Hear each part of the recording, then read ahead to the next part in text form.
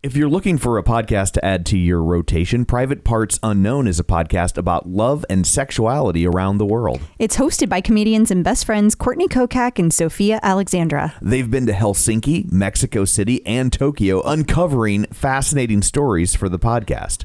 They're all about destigmatizing conversations about sex, sex work, and other taboo topics. They've done recent episodes about sex bots, swinging during the pandemic, and a 70-something couple who does MDMA together to keep the spark in their relationship. Listen to Private Parts Unknown wherever you get your podcasts. The stacking actually, for me, has been like oddly a big change because just being, it's I guess it's just making me do more, and I'm not wasting a lot of time. Like, we'll talk about the music after, I'm sure. And so for me, that's like, I could be like curating like my funeral there and it's really just a cool down class. And I'm like, why am I spending so much time looking for like the perfect song for cool down? So doing it in advance is better. Yeah. And it's making me do more, and it's set, and I get it done. And, yeah. It's more than just your output, more than a bike. When you hear your shout out, you know it's all right. Put on your magic pants and let's go. We're cruising into the power zone. Clip in, set yourself free. Come on and take a ride with me. Know what you need to know and what's it all about. Everything you need, it's on the Clip Out.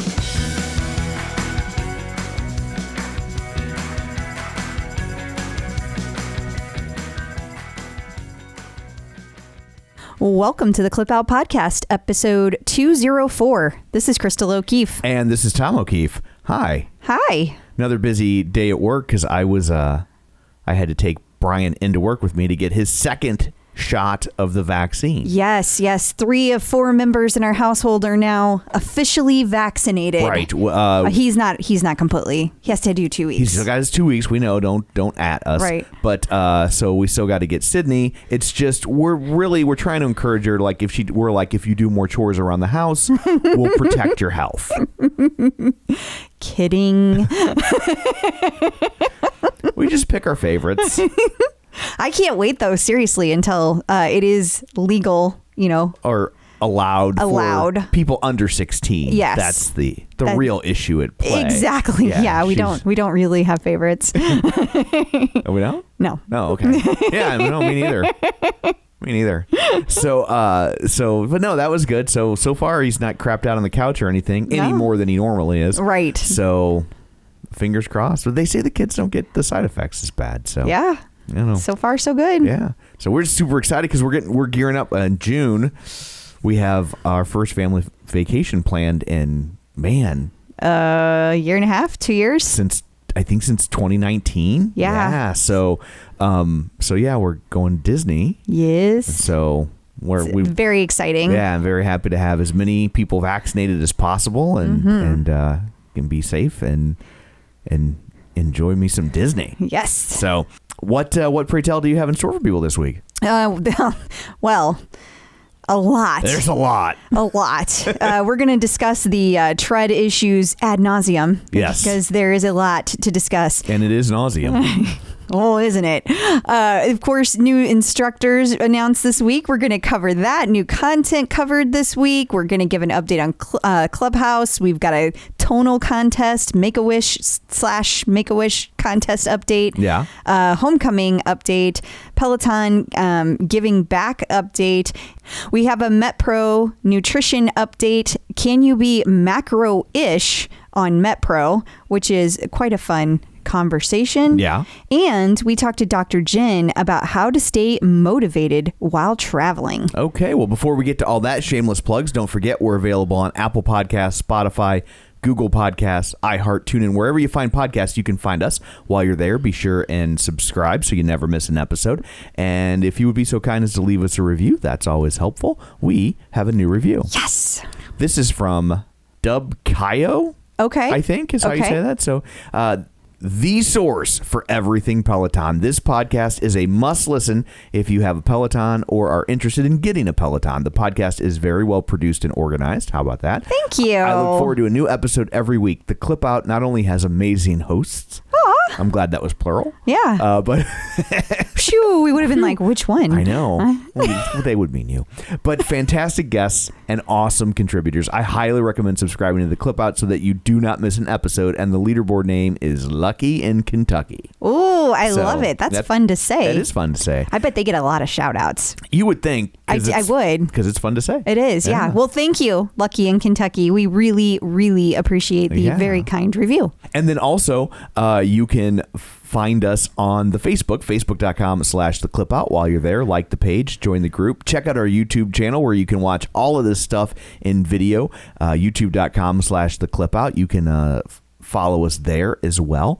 And you can also sign up for our newsletter at theclipout.com, where you'll get all the links and pictures and things and stuff all in one neat little digest directly to your inbox. And I've been pretty good about that lately. You have. So there's all that. Let's dig in, shall we? We shall. Run, lift, and live with John Mills. So joining us today via the magic of ZoomTube is John Mills. Hey, John, how's it going? It's going great. So what is going on? You wear your Grandpa Shark shirt a lot, and I think I have you to blame for this. We just announced where I work our first concert event announcement. Let's call it an event announcement. Yeah. In a year and a half. Yeah. And Baby Shark Live. Nuh-uh. Yeah. John, I feel like you're obligated to come. Yes. Now I gotta fly out there. Yeah. I gotta come to Missouri. So now I'm like, so now I have a list of artists. I need you to start wearing their shirts. And this is how this works. Okay. If you could start wearing like a Taylor Swift shirt or a Beyonce shirt, something where I know it's going to be a slam dunk sellout. That'd be great. We gotta switch up this thing. Yeah. It could be Grandpa Shark. Yeah. That's right. I hear you. So we decided to bring you in for this part of the conversation. We're going to talk about Treadgate, which ironically, if the Tread had a gate, we wouldn't even be talking about we it. wouldn't have Treadgate. But oh my gosh. We thought, like, you've been following the story as close as we have. You have lots of insight, and we also thought this way, because there's so much litigation around all this. If someone sues us, we're not going down by ourselves. Some of the blame. Right. So all is one. All is one. That's right. take a little bit of the pressure off. Oh goodness. It's deep. It's deep out there. Gosh. I post something and someone has a different opinion and another person's on the other side of it, and then just stuff starts flying everywhere. Yes. I have deep. so many comments on anything I post that go something like, parents, duh. Right?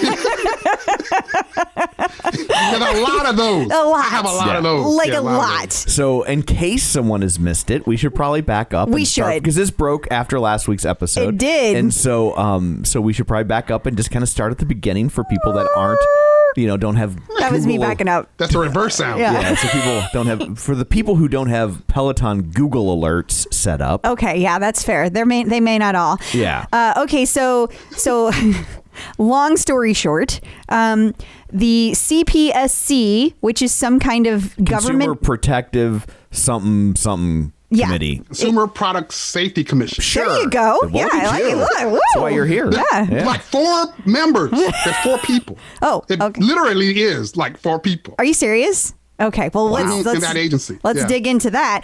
Okay, so then they issue. First of all, apparently they had been arguing with Peloton all last week, unbeknownst to us. Yeah. I thought we were pretty in with Peloton, all 3 of us. And none of Yeah. us knew behind the scenes. So Washington Post posted like late Friday. It was Friday afternoon. That hey, they've been arguing all week, and the CPSC they're going to be issuing some kind of warning saying that Peloton should recall the Tread Plus because of the horrific death that occurred. Right. I think we can all agree that it was tragic and horrible, whatever occurred. Right.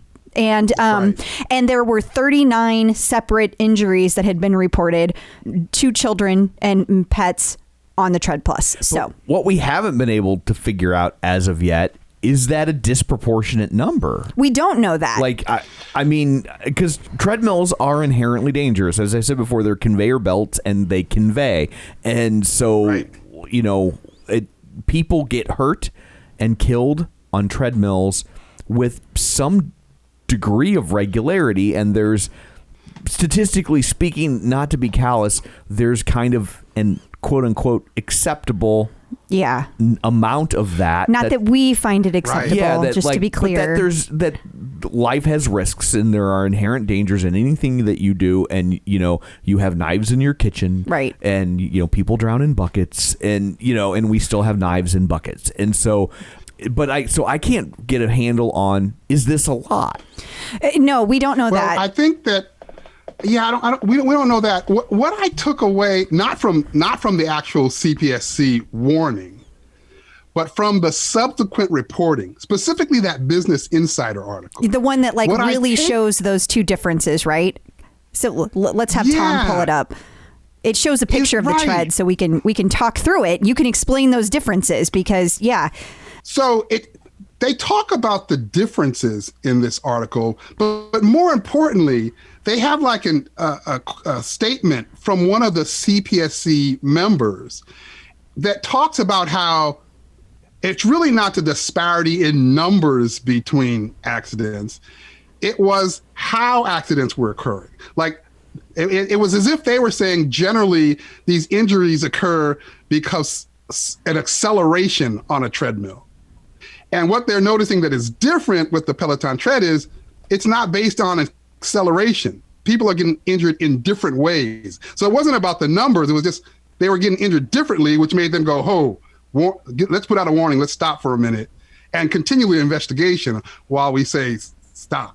Yeah, but without the data, we don't really know if that's true. I mean, to your point, John, it's for people. I would like to see the data that backs that up because I mean, I've heard stories for years. You've heard stories I know you've heard stories too, John. People have gotten hurt on treadmills, and it's I've heard so many stories that had nothing to do with the treadmill accelerating. It was the one time with the cord that was unplugged. Mike Tyson's daughter got her neck wrapped around the cord. It was, I believe it was unplugged, and she got wrapped up in the cord. And so, which obviously, maybe obviously isn't the right phrase here, but I think that that's something that could happen with pretty much any device that has an electrical cord at the end of it. Right.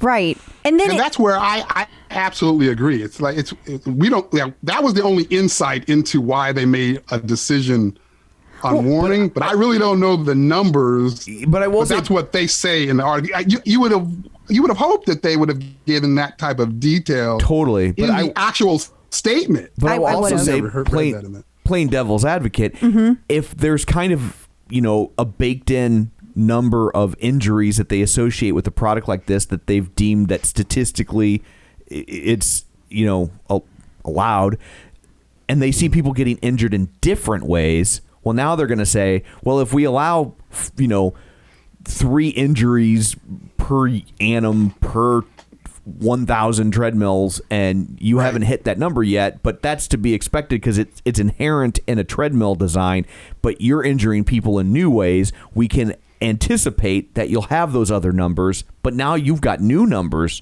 that other people aren't having. Okay, but on the flip side of that, I think it was John. I think I read this in one of your posts, or maybe we talked about it offline. I don't remember, but it was something to the effect of, okay, but the treadmills that are designed similarly to Peloton were often not. They weren't in everyone's home. Like Peloton kind of made this type of treadmill more readily available to the general populace because it's literally half the price of a wood weight treadmill, which is what you would point to. Right. The closest cousin of this particular thing. So like to say that those numbers weren't there, well, they weren't around kids before, so there was no ability, but like it's not like it's inherently different. But on the flip side of that, I have people reaching out to me saying, well, it is different because the Peloton motor makes it super heavy in the front. The fact that it's lifted up off the ground and the type of motor they use, because it's, I think they said belt driven. Don't hold me to it. It like makes it more common for things to get sucked up underneath it. And add to that the grippiness of the tread slats. Well, now you have, it's again, something else making it pull underneath. So all of those things it's more likely to tip up. It's more likely to keep turning, and it's more grippy. So if it snags something, it's more likely to pull it under a lifted up thing. Yeah, but like, at the end of the day, doesn't it really like come down to parents need to have common sense about where they put it and how they use it around children? I mean, my grandparents, when I was little, had a treadmill, and we were not allowed to play with it. Now, theirs folded up, but we were not even allowed in that room. But, okay, the flip side of that argument is there's a lot of things kids aren't allowed to do that they're still going to go do. And so, you need to walk that line as well. You do. It's a tough one. Every time the discussion comes up in my group and when I have with you guys, it's the same thing. Me and Tom were having the conversation the other day. It's a tough one because I get it. These things are dangerous. No matter what, they're dangerous. Right. So then you start to kind of say, it's kind of a parents thing. But then on the other side of it, my heart, like I got 3 daughters and a granddaughter that's 9 months. My heart kind of just drops. Yeah. Just hearing about what has happened. And so if a product has an ability to be a little safer, regardless of fault, my mind kind of goes, I guess if you can do that. Right. So I struggle bouncing from side to side on it. Let me lay out go ahead and finish your thought, and then let me update the timeline a little bit too. And I guess the thing that confuses me the most in all of this is that like Peloton has staked out what to me feels like a fairly antagonistic position. Okay, that's where I was going with the timeline. With the CPSC, and so that seems out of character for them, and so it makes me wonder what's at play here because that seems very uncharacteristic for how they normally handle things. Well, it does. Yes. It does. And so the timeline was that article from Washington Post hit Friday night. Saturday morning, early, it was like 8 or 9, the Central Time, the actual warning came out. Mm-hmm. And then what was it, Monday that Peloton issued their response.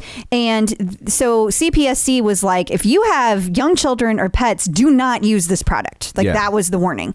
And Peloton was like, this is not a fair representation. We don't need to pull our product off the market, and we have no intention of doing so. Yes, I agree, Tom. That is really unlike Peloton. Well, and we talked about it when the story first broke about a child died on this, and the family's name was not released. Public. They didn't make a statement of any kind, which kind of leads you to believe that it was just a freak accident. If my kid died and I thought it was because of the design of a Peloton, I would be shouting from the rooftops on a world tour to burn that place to the ground. But on that point, Tom, then why did they contact Peloton in the first place and tell them that? Who did? I mean, we don't know the answers to that, but I mean, somebody did. And if it was that family, then what was the point of that? Was it to put blame there, or was it to let them know? Or those are a lot of unanswered questions. Even outside of all that, as you kind of describe it, an antagonistic kind of position, I just feel like that's just a bad look. When I go to the CPSC site, it lists, the warning, and then right below it, as if they were obligated to do that as a part of law. I'm not sure. They state something about they had to do it. They put Peloton statement. So it's like a side by side. So you get to say, we're warning you guys. And then you hear the first line in Peloton statement, this is something to the effect, this is unfair to us, we're being unjustly. It just looks like good guy, bad guy, the way it's presented, right? And then you got the congresswoman from Illinois on television talking about giving more rights to the CPSC to put out warnings and stop and recalls on products. To me, all of it's just a horrible look. I'm hoping. Oh, sorry. I'm hoping that the response kind of augments in some way. But yeah, because I think it hasn't reached this tipping point yet, but where they start to have issues, I think, is if they have a lot of celebrity fans, and if the celebrities start to distance themselves from the product. Well, one of the surfers, okay, so John Florence, I think is his name, is one of the champions that they have listed for their new champion thing. You know what I'm talking about. I can't remember the whole name of it, but he's listed for that. He recently had this big tweet or post that he did that was literally just going on and on about how awesome Peloton was. And then in beachgrit.com, they like kind of make fun of him and Peloton, like the whole thing. They're like, they just kind of rip him down because like, dude. But they do and they don't, because they also comment about the fact that like, well, he was actually just referencing the bike, which there's been no complaints about that really.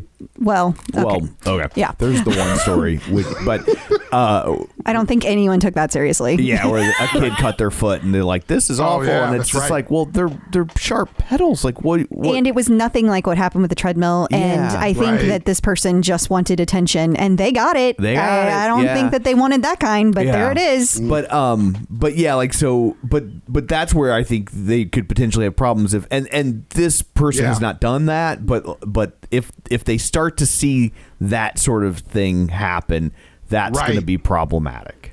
It is going to be problematic. And I did not realize, by the way, until I read a separate article today that was talking about this whole thing, that the CPSC really has zero power to do anything. To your point about what the Congresswoman was saying, it's basically like they can recommend things, but Peloton saying, nah, we're good. There's nothing they can do except they can file a formal notice that it needs, like they can go to court and they can say you absolutely must file. But if they do that, it could take months, it could take years. And so now it's going to be this big expensive thing. That's going to be a really bad look for Peloton, even if they win. Yeah. To me, it's an odd balancing act. It's like do you come out hard and fast against the statements and say we provided enough information for our subscribers to be safe, and this is just all wrong, which could make you look like you're on the wrong side of this? Or do you go and try to correct, even if you don't feel that you've done anything wrong, try to make corrections to alleviate it, thus making yourself look like you were always wrong? Like, you know what I mean? Like to me, it is kind of an interesting kind of a balancing. How do you play this? And I don't know. As far as it being a bad look, that same article, which I still have up, talks about the Fisher-Price Rock and Play incline sleeper for infants, which was having like 30 kids died in it because they would flip over. They could flip over in it. Oh my gosh! And it would suffocate. And that they issued a recall thing for that, and Fisher-Price wouldn't do it, and they finally took it off the market 10 years later.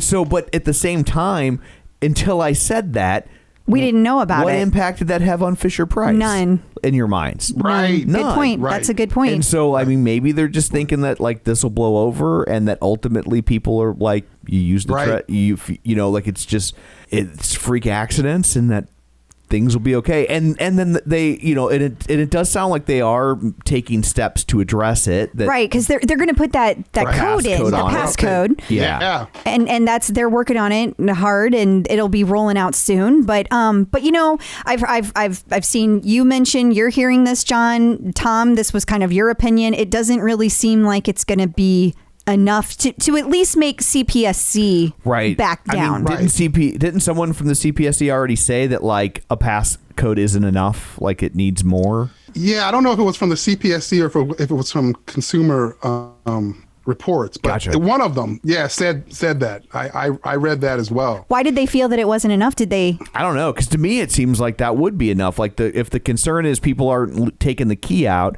then I mean I guess people could set a passcode of like 1111. I mean people do stuff like that, but I mean, you know, at some point I think what they were saying, because of in the CPSC report, they made it clear that it's not, that there's a safety concern even when it's in use. Because they made that stipulation, I think that's why you're hearing the second piece of, well, then a key isn't isn't safe enough. Right. Okay, like Because the the person ball could be going on up it, underneath and Yeah. okay. Right. Or if a pet walks by. Right. You know. Right. And yeah, so it's a lot. Okay, so then there's people, there's other third parties out there, and by third parties I mean Peloton members who have created their own little things, Devices to kind of hide or cordon off the end where the belt might grab you. So one of Some of them them are pretty slick. They okay, are. so the Yeah. I think you're talking about that one, the black one that like just fits on the Yeah. end. It looks like a piece of the tread. Okay, well somebody came Right. back with a piece on that and they said, well, that's not going to work because now you got a pinch point. So if you do fall, Right. now your hair is going to get caught underneath it, or a finger, or Yes. something else. I'm like, Yeah. Right. Yes, I saw that as just kind of, well, I don't know. I saw that as kind of taking you to kind of the standard limitation of a standard treadmill that has like an undercarriage kind of cover. Good point. Now you got a pinch point, but you may limit the risk at a death. That's what I was Right. thinking, but you No, probably that's- don't limit the injuries. It's probably that's a good point. But it's about the if I mean, it's a seatbelt's going to leave a bruise. right. No, that's You a know? good point. Both of you make great points. Right. And if it keeps things from sucking up underneath it, personally, out of the two that I saw, I would rather, if I was going to have one, I would have the black one because it just fits in. It doesn't. It looks like part of the treadmill. It does. It looks like a piece Right. of the machinery. And as a side note, the guy who made that, Paul Bradley, sent me a note. That dude has actually already gone out and gotten a trademark on that, Yeah. or patent. Oh. Patent. Yeah, he's Wow. Yeah. So thank He's you for fast. finding Paul Bradley is good at finding that stuff. And so yeah, he sent it to me that the trademark exists, and or the patent, whichever the correct one is. Sorry. Yeah. And then the other one is like a board that sits behind it. It's like a piece of plywood. Personally, I think that one creates a different set of problems because now you've got trip hazards. The way like my room is set up, Yeah. then that would create a different issue for me. That was kind of ugly. I didn't care for the aesthetics of Yeah. it. No. wasn't finished. I think felt like it was still kind of being worked on. Yeah. You know, I've seen like, well, I had one. I had an old Soul treadmill that underneath it just had a bar. Right. So that you still have that pinch point potential issue.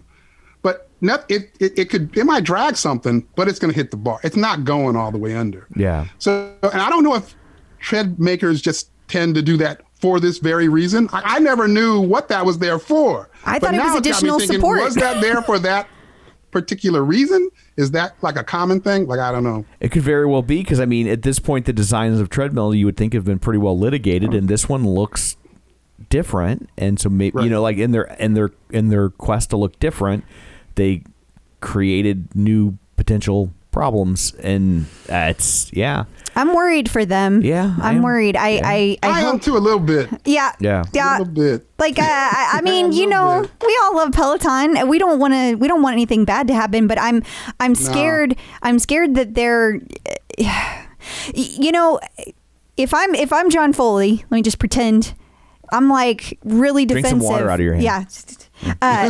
No, now that was John Foley. Yeah. But like, As soon as you did that. I get really, defensive about. I would feel defensive. I would Yeah. feel very protective. This is my Absolutely. baby. This Totally. is like Right. this, and I'm about to launch nationwide. Yeah. Like this could not come at a most Totally. like, and they've been wonderful to the family that Right. this Yeah. horrible tragic thing happened. So it's like, you just. I put myself in everyone's place. Like everyone at Peloton, I kind of just summed up how they feel. That's Yeah. their baby, and I feel And you're bad out for them. there, you're big company, lots of success. And this is something folks will latch on to. Outlets are going to latch on to. People are going to latch on to. And You got I'm the two already- suits coming now. It's easy clickbait, and then of course, the lawsuits are rolling in fast and furious. Yes. Yeah. And this is one of two that I've seen that are already trying for class action lawsuits against Peloton. I Right. mean, they moved quick Yeah. on this. Right.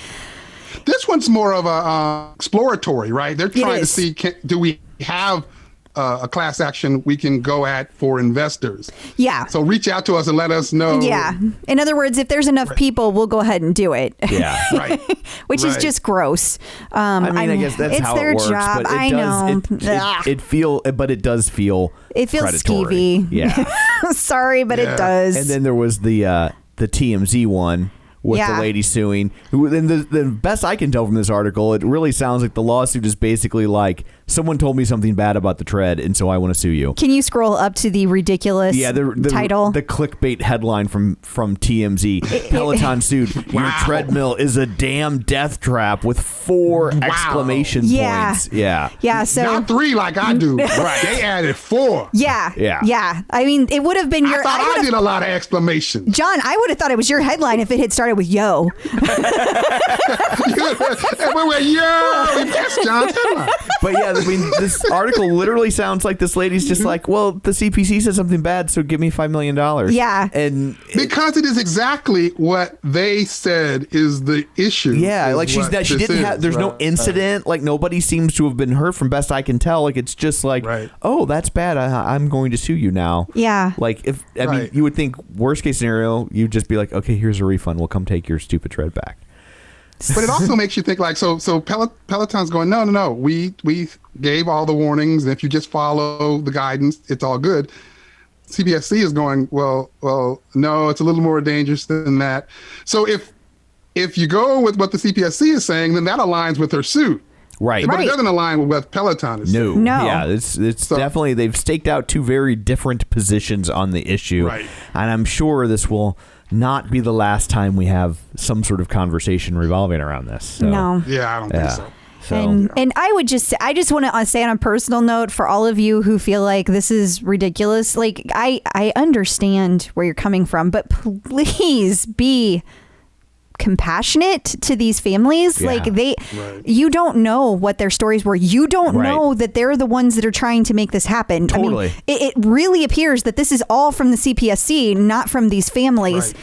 When you see how quickly these other lawsuits have popped up, you have to think that if this was coming from the families, they would already have started there. We would already know. You would think, at least you'd think, based on what we're seeing thus far. So that doesn't seem to be the case thus far. Exactly. And I know that it does seem obvious and it does seem like a simple thing. And I know that the video that's out there that CPS posted, first of all, is really tough to watch. But second of all, there's no parents in it. And it does make you wonder what the heck. Yeah. But like, I mean, life happens. And totally. like, I don't know. I had moments where, when I turn around in the department store and I'm like, where's my kid? I have too. And like we've all had moments like that. Oh my God. Sydney fell down the stairs when she was 18 months old. Sydney broke her leg and we actually had to who are the people that talk to you? They're like they thought she had a spiral fracture. And so they were like, oh my God, are you abusing this child? Like, I mean, it's terrifying as a parent. So like, I also we've all done that. I know some things that I inadvertently did and and you feel horrible, horrible. So I get and then my parents and in the 60s and 70s. The things that we got into, they should all be in jail. I've had cigarette burns. I've had my fingers slammed in doors. We used to have a station wagon with just seats that popped up in the back that faced the wrong way with no seatbelt. Right. One time my mom didn't decrease my medications. I literally had hallucinations because she didn't decrease my freaking medicine. So and this was when I was 5. Do you know how scary that was? Yeah, I bet. But nobody went to jail. It's okay. Nobody went to jail.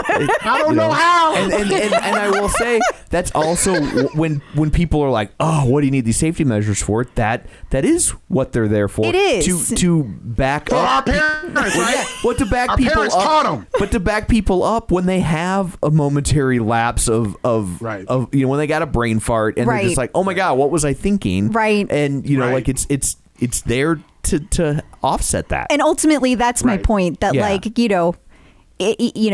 we need to be compassionate because we weren't there. We didn't see how this occurred. We're watching a tiny fraction of it, and we just don't know. So it just be compassionate. Totally. And then kind of replaying it and doing the Monday morning quarterback stuff.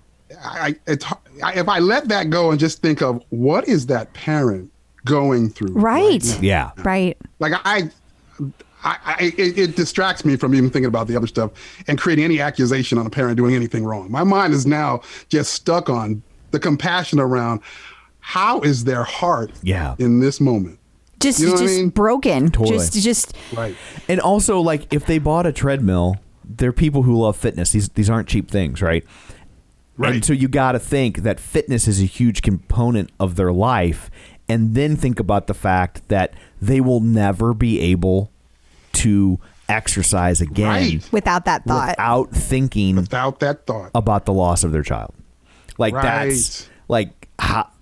It's heartbreaking. Yeah, like how How do you do that? How do you do How that? do you even kind of move forward with that? I don't. Yeah. I don't can't know. even imagine. I feel like I would just Can't even need to process it. I would just be like, you know what? I'm just going to need to move to a new house. Somebody sell all that shit for me. I never want to see any Yep. of it again. Yeah. I don't. I just. I think I'd have to start fresh. Yeah, but even then, Right. even if you get fresh, how do you exercise? And how do you Right. ever set on any other treadmill? That's How a- do you even just jog on the street and not think about Right. it? Like it's a tough situation. Well, our It's hearts. a tough one. Our Yeah. hearts go out to them, and Yeah. Definitely. Yeah. Well, John, thank you so much for taking a deep dive on that topic with us. And until next week, where can people find you? They can find me on Facebook in my Run Lift and Live group or page. They can find me on Instagram, Run Lift and Live, or at runliftandlive.com. New instructors. It's weird to think that there are 3 new instructors for Peloton, and it's not the top story. I know. Again, with the growth of Peloton, how crazy is that? Okay, but this is a huge story. And so Peloton has gone officially global. For the very first time, we have had yoga classes in Spanish with the brand new yoga instructor, Mariana Fernandez. Which confirms our theory That it was going to be that we'd get a Spanish-speaking instructor here pretty soon. Yeah. It does. And then just to continue on that realm, we also have our next yoga instructor, which is Kira Michelle. I believe that's how you pronounce it. She is from Australia. This is our first Australian instructor. How about that? And then, just to round it all off, in another language, Nico Serrani. Now, she is going to be teaching German classes, and she is our first German yoga instructor. How about that? So very, very cool. And then just seeing all the new instructors, it's interesting because it's a little harder to interact with the the instructors that speak different languages. Sure. Well, Australians speak English, honey. You I that. know. I was thinking of the other two. yeah. Okay, that makes sense too. Yeah. But this is super exciting for the entire yoga team. They have now tripled. Because it started off with just a couple, and then they added in Dennis, and then added Ross and Chelsea, and now we have these 3. So it's crazy how much the yoga team has grown in the last year and a half. Absolutely. Getting the psychological edge with Dr. Jenn. Joining us once again via the magic of ZoomTube is Dr. Jenn Mann, licensed marriage, family, and child therapist. The child therapist is how she got me on the Tonal. And sports psychology consultant. You may know her from VH1's Couples Therapy with Dr. Jenn, or VH1's Family Therapy with Dr. Jenn, or her long-running radio show, The Dr. Jenn Show. She's also a huge Peloton lover. I don't know that we stress that enough. She's on here because Obsessed. she loves the Peloton just like you do. Ladies and gentlemen, Dr. Jenn. Hi. Hi. Hey, thank you. Well, we've got a real quick hit for you. I think this is tailor-made for you. It's one sentence. This is from Beth Terry Walford from the Clip Out community, and she wants to know how can she stay motivated while traveling? Oh, that's such a good one. Mm-hmm. First of all, I like to make different exercise goals while traveling. Okay. And if you guys saw, I put before the pandemic, I was in Australia doing a speaking engagement, and I did a ton of yoga.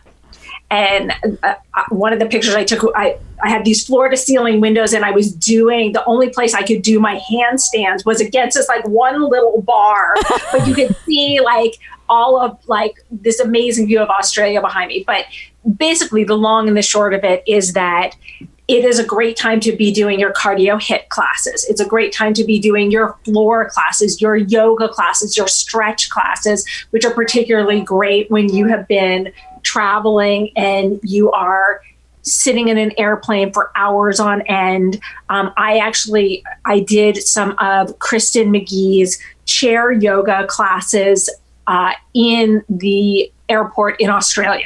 and posted about it. But really just kind of altering. I think it's a great opportunity to take classes that you may not normally take. You know, if you're lucky enough to be in a hotel that has a Peloton, that has a tread or a bike, then great, you can kind of stick to your regular thing if your schedule allows. But I really think it's a great time to try new classes and make that part of your goal. And also to oftentimes to probably do fewer minutes or hours, depending on what you do a day, and kind of give your body a little bit of a mini break where maybe you're focused more on stretching and yoga as opposed to hardcore cardio.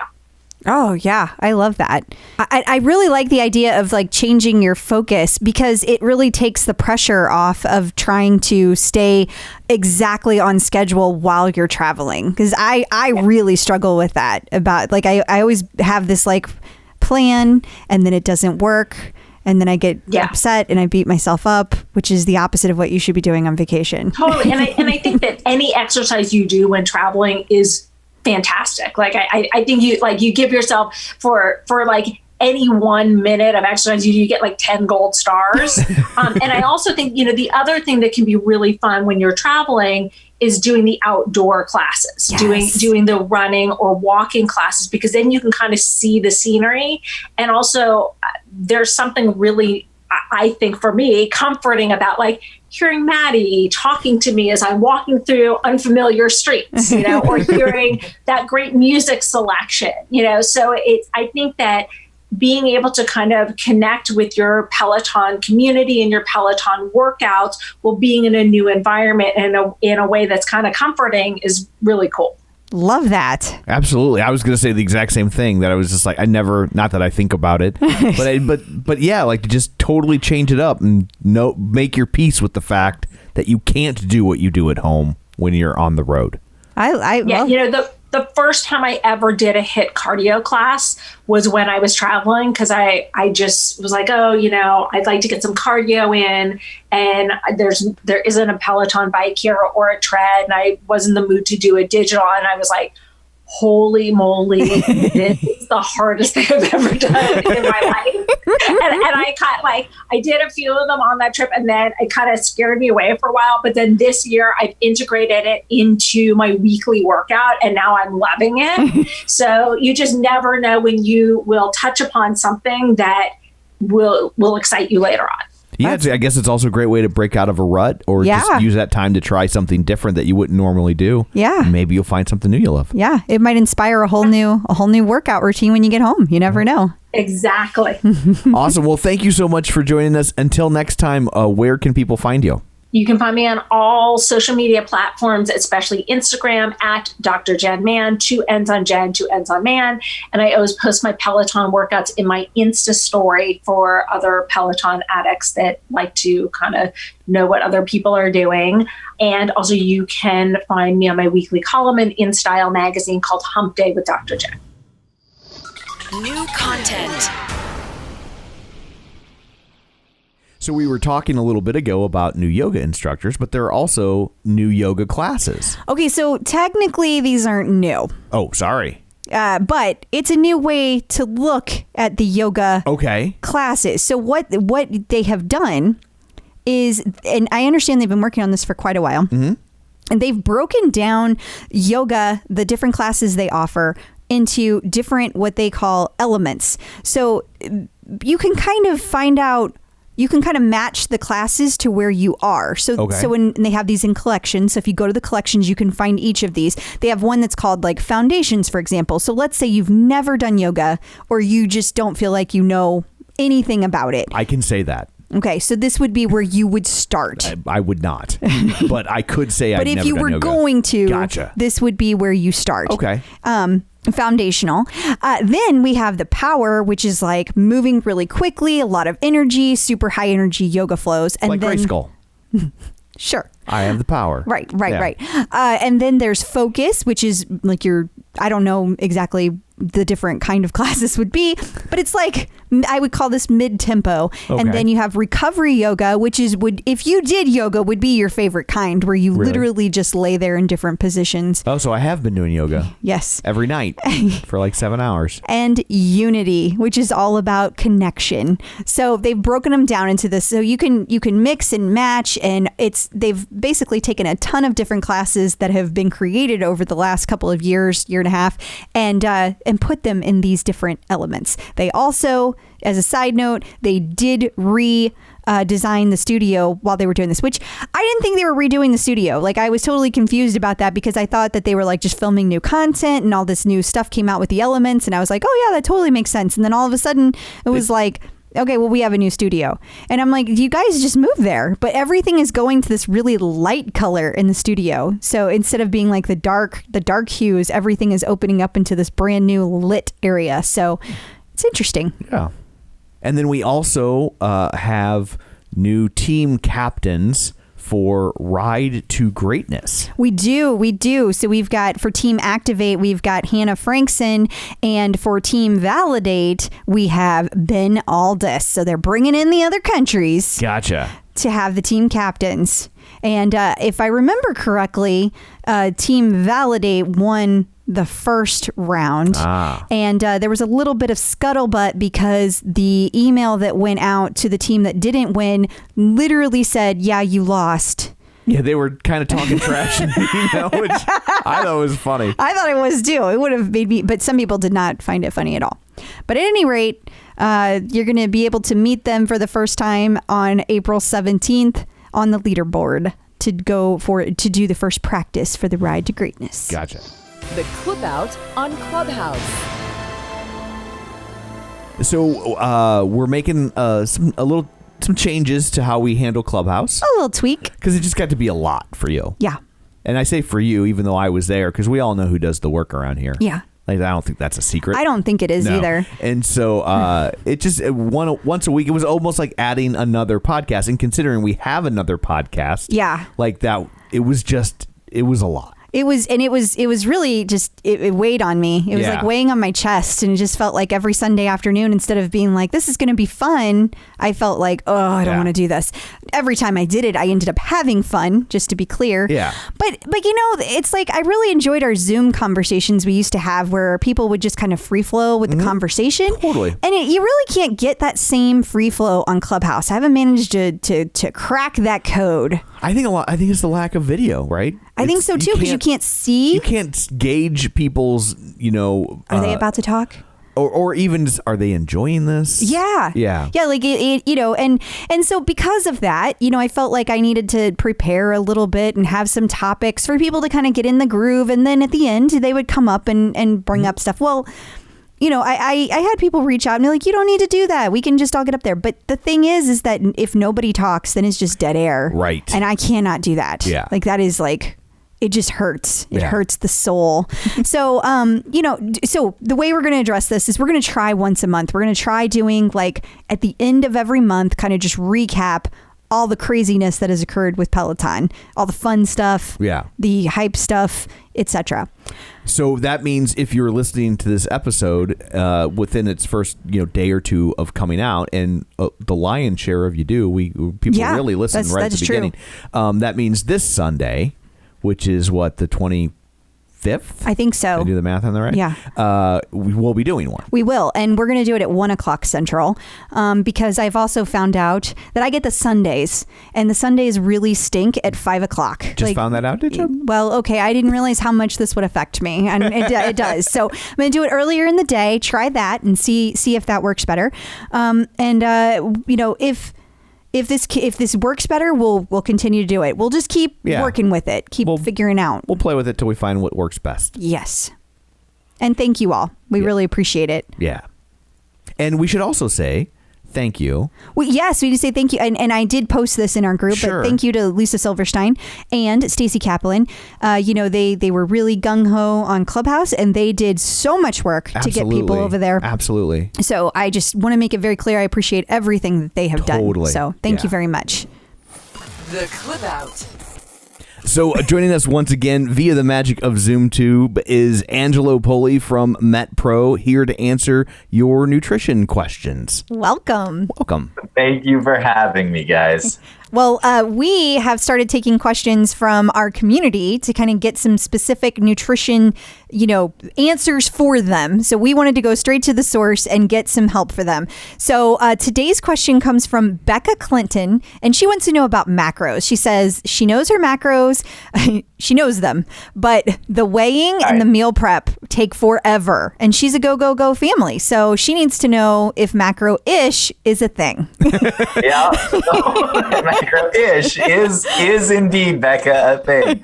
So this is a conversation. Now, this comes down to coaching. So putting on my coaching hat for a moment, this is a conversation that comes up often. So people ask me fundamentally, if you had to pick one thing, what is the key to being successful in a personal transformation, a physical transformation? And the answer, without a question, is time management. And so at the same time, I am asking people to do food prep, but I'm asking them to do the right kind of food prep, because the wrong kind of food prep is cumbersome and takes forever. But after a few years of doing this and just kind of watching outcomes and what people can manage and can't manage, what we've learned is that not all meals are equivalent in their importance to prep in advance. Okay. So, for years, in fact, we've changed things over time as actually we've learned from our clients what works best in day-to-day lives. So one of the first assignments that we give our clients is a meal prepping assignment, but it might not be what you'd think. So what we usually ask is to prep lunches and snacks. And now most people say, well, wait a second, isn't breakfast the most important meal of the day? Or now, wait a second, yeah, but my problem is all at dinner and at night. That's when I'm blowing it. I know, you're right, but the key is the reason that most people fail on any meal plan. It's not willpower. It's not the sweet tooth. Those things exist for sure. It's they ran out of time. If I were to put a ticker and measure all of the, people explain to me, well, I didn't this or I didn't that. It's I got busy and ... And so what happens is what we end up eating ends up being less about a strategy we're trying to implement and more about geography. In other words, Starbucks is next door to me. Therefore, that's my menu. That's what happens. It's just life. We're busy. We have deadlines. The boss is calling. We got to drop off the kids. Pretty soon we missed lunch. It's 2:00. Blood sugar's getting low. We're getting hangry. It's like, you're going to eat something now. You're not going to go home, put on your apron and start chopping vegetables. Yes. Yeah. So kind of, and I promise I'm going to swing around to answering Becca's question here, but I want to tell this brief illustration. I use this often. I have two clients. Client A, so they said, well, I had to run out of the door early this morning to get to work. I didn't have anything prepared, but I managed to eat really clean all day long. I got good foods in, pretty close to what I was assigned, and I didn't get to my workout, but I got some extra steps in, and so I'm ready to do it again tomorrow. That's person A. Person B says to me, Angelo, I had my lunch and my snacks prepped. I ate everything well, but on the way home, I stopped at Grandma's, and she was cooking fresh apple pie, and I just couldn't say no to Grandma, so I had a piece. Which client did better? Well, I feel like it's a trick. I think it is too. It's a trick. I think it's client B. Yes. Well, why do you think it's client B, Crystal? Because you're trying to trick us. No, because they only went off plan with one thing, not everything. And so because they had to make one adjustment, that's less destructive to their whole overall day. That's what I think. You're right. And to kind of add to that, client A didn't do anything wrong, so they macro-ish, but they didn't do anything that I can build on in the future. Because at some point in the future, and client A has, kicked some bad habits. They didn't eat a bunch of sugar. They're going to lose weight. They're going to see progress. But at some point, client A is going to call me on the phone and say, hey, Angelo, I still have 10 more pounds I want to lose. What do I do? And you say, listen. Yeah, that's right. They didn't establish the framework that's going to enable me to solve that problem at that point. Whereas client B, they may have had a piece of apple pie that day, but they put into place the framework that I can now build on to make sure that they have success ongoing. Okay. Most people tell me their first meal prep, you're going to get a kick out of this. They say that it takes them an hour and a half. I believe and my coaches, their jaw hits the ground like an hour and a half. There's no way. It's like, well, it's so foreign if it's something you haven't done before. So meal prepping should take 10 to 15 minutes. So once you're doing it right, once you have that skill in your arsenal, it's actually going to save you time, not cost you more time. So we don't worry about prepping breakfast. You know why? Because my biggest concern is with lunch and snacks, you're on the go and I don't know where you're going to be. Right. I'm pretty sure I know where you're going to be at breakfast. You're going to be at home. Well, usually, unless you're traveling. Now that I'm married. Yeah. But if not, you have, let's say you've got some explaining to do. You're going to be in trouble if not, right? So normally you're at home. So all you have to have done is make sure you have the right groceries in the house and just make the decision to grab your breakfast. Just do it. Dinner in America, our culture as a society, at dinner we take time to eat. Not always. Sometimes we don't when we should, but in general, either that's our family time or in general, if it is social, we'll go out to have a dinner, but we'll actually take the time to eat. But lunch and snacks throughout the day, those just get mulled over. That's just we're working, go, and I'm eating on the way. And I'm not actually planning for it. And I can prove it to you. So if you're listening at home, here's what I want you to do. Do you have an idea what you're going to eat for dinner tomorrow night or the night after or this weekend? Some of you might, because you might have a dinner date with someone or family at your house or whatever the case is. Now, raise your hand if you know what you're eating for afternoon snack tomorrow at 2:30. Raise your hand. I do. Me too. Boy, Tom gets the gold star. Most people don't. They have no clue. They're not like, hey, Johnny, we're getting a work break, 2:30. Meet me at the water cooler. We'll share 12 almonds and split an apple. Nobody does that. Well, and I bet most people, and when you do have that afternoon snack, if you haven't planned for it, you're probably getting it out of a vending machine. Yeah. Which means it's probably candy or chips or something. It's not an apple. It's probably not what you're supposed to eat, right? Yeah. So coming back to kind of putting the nails in the coffin on it. So Becca, that's going to happen. And sometimes you just have to make the best choice you can. But if you can get in the routine of giving me prep for lunches and snacks or whatever your busy time of day is, I promise you it'll actually save time if you get good at it. So people say, well, I'm not good at it. Well, of course you're not. That's what, you haven't done it before. That's what us fitness nerds, we spend our whole career obsessing over the latest techniques and gadgets and gizmos and food prepping stuff and all the different Tupperware options and portable options and the best coolers to take and all this stuff that saves you time because that's what we do. We're nerds. So you don't have to. So we're going to tell you, get this, prep that, do it this way. At first, it's going to take you a few minutes, but then you're going to have it down to minutes, and it'll save you time. You'll get great results. And I will also say the app helps with that because because in the past when I've tracked my macros, I've tried to make things I buy at the store fit my macros instead of planning my meals ahead of time through the app, which actually saves me time for my meal prep because it's like, oh, well, I now know that I can cut up an apple a lot faster than some other kind of fruit, or I can easily grab some almonds and that's really fast versus other things. So it actually all works in tandem to save you time. I know I'm blowing up hey, let's keep these short and concise, but one more tip. When you make a snack, everybody thinks of healthy, right? We think of a snack, I'm going to have prepped healthy snacks, but I also want you to think of two more qualifying attributes: portable and low perishable. Yes. Yeah. Portable and low perishability. And they're easy to get. So, for example, I love cottage cheese and strawberries. I love it. It's great. You ever leave that in a piece of Tupperware in the back of your car, a 95-degree weather? Yeah. It's not a pretty thing. No.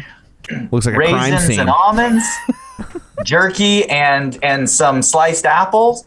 That's easy, and it's gonna survive a little bit. So anyhow, few tips. Awesome. Well, thank you very much. Until next time, where can people find all this stuff? Go to metpro.co/TCO for the clip out. metpro.co/TCO. Come visit us. The Clip Out gives back.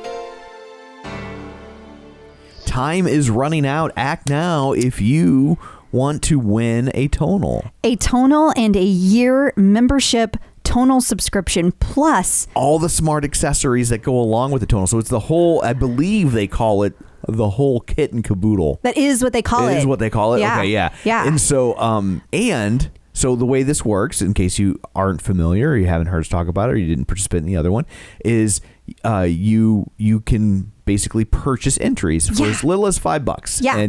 And up to, I don't know, however much money you got in your wallet, right? And then the more money you spend, the more entries you get, the more chances you have to win. And then 100% of the proceeds, because Tonal was kind enough to donate the equipment and the accessories and the year membership. So 100% of the proceeds will go to benefit the Make-A-Wish Foundation of the Greater Bay Area. Yay! So we're super excited about that. We are super excited. And we're real close. Our original goal was, so it on average, the average wish at Make-A-Wish costs $10,000 to grant. That's an average. Some are more, some are less. But and we were like, oh, it'd be really cool if we could grant a wish. As of this recording, we're like $100 away from being able to grant a wish. I am so stoked about that. So we hope that we now we're like, well, maybe you guys could exceed this goal. That'd be great too. Yeah. Because the thing is, if we don't hit the goal, they go and they find a kid and they take something away from them. Yeah, they're like, you don't They're get just that like, wish. They'll take their Nintendo DS or just. They don't do that. No, they don't do that. Just to be clear, the Make-A-Wish Foundation does not do that. They are amazing. I want to be clear. Make-A-Wish Foundation is just amazing. Me being dumb. So no, they're great. We were wish granters in a previous life, and that was a blast. And we're super excited to be working with them, and we'd really love to hit that goal and grant a wish, or maybe even a wish and a half. That would be even better. That would be fun too. But somebody's going to get a free Tonal. But somebody's getting a free Tonal out of it. But the clock is ticking. You have until May 3rd to purchase your entries, and then it shuts down, and we draw a winner a few days later for the mail-in people. If they want to submit for a free entry, you can do that too. And so anyway, there's all that. And if you want to learn more about Tonal, you can check out our Tonal podcast, which is called the Superset. And if you've already decided you want a Tonal, you can use our promo code, which is the Clip Out, and you'll get $100 off smart accessories. So there you go. Homecoming update. So the homecoming schedule has been announced. It has. And again, in a regular week, that would be the top story. I know. Right? There's so much. Yeah, There's so much. It's crazy time. This is going to be a really fun schedule because there are going to be community chats. There's going to be a community chat with Jewel, the musician. Heard of her. Usher, Usain Bolt, and more. There's also going to be a community outdoor run that's going to drop like the day before. I think it's on that Friday. It's going to drop. And then, of course, there's going to be John Foley's big keynote speech, which is going to happen in Friday, April 30th. I'm super stoked for that. Yeah. All kinds of really great stuff. And then, of course, the workout schedule has dropped. So you want to take a look at that, figure out what classes you want to do. There's some community chats with the Feel Good fam. There's social impact. There's just so many. There's so many. So you should go over and count yourself in. And just to be clear, if you're watching this on YouTube, it's my screen you're seeing right now. So don't be upset that none of this has been RSVP'd to. I'm sure Crystal has done all of that already. Oh, duh. But so it's not her screen you're seeing. It's my screen. So. Peloton gives back. So a while back, Peloton issued a pledge about being committed to anti-racist causes. Yes, they did. And they have an update on that pledge. They do. So over the next 4 years, they're going to dedicate $20 million to community investments and nonprofit partnerships fighting racial injustice. So there's the Center of Anti-Racist Research at Boston University. Peloton is going to fund a year-long research initiative at the intersection of racial equality and mental health and or physical fitness. I love that. Wow. Then they have Girl Trek, which is Peloton is going to partner to develop content at the intersection of fitness and Black history to inspire and empower communities of Black women. And then there's LISC, which is a New York nonprofit dedicated to closing racial health, wealth, and opportunity gaps, sporting equals. And then Peloton will partner, this is a UK organization, to expand access to sports and fitness in ethnically diverse communities. And last but certainly not least, Taboo, which is not, that's probably not how you pronounce it. It's TAIBU Community Health Center. Peloton is going to partner with this Canadian organization to support culturally responsive physical activity and mental wellness programs. How fantastic. Awesome. Well, good for them. Yeah, love it. Instructors in the news. In a regular week, this would have been the top story. It's 5 top stories. Yeah, it's crazy. So what happened to Jess Sims? Yeah, so I can't believe a whole article is written about this. Yeah. First of all, that blows my mind.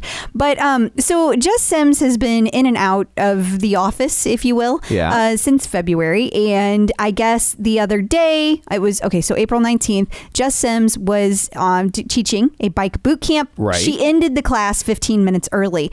And she just said, hey, I got to listen to my body. This isn't happening right now. Stopping. Right. And people kind of lost their minds. Sure. People are like that. They were really, really worried about her. Because of that, by the way, when a class ends early, it won't air. So if you did not take this class live, you will not be taking this class. You missed it. You missed it.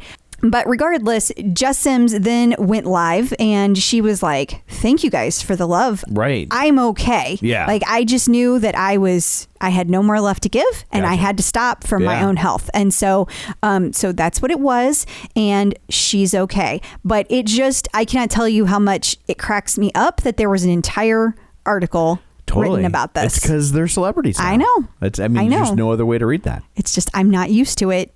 Get used to it. I know. I need to.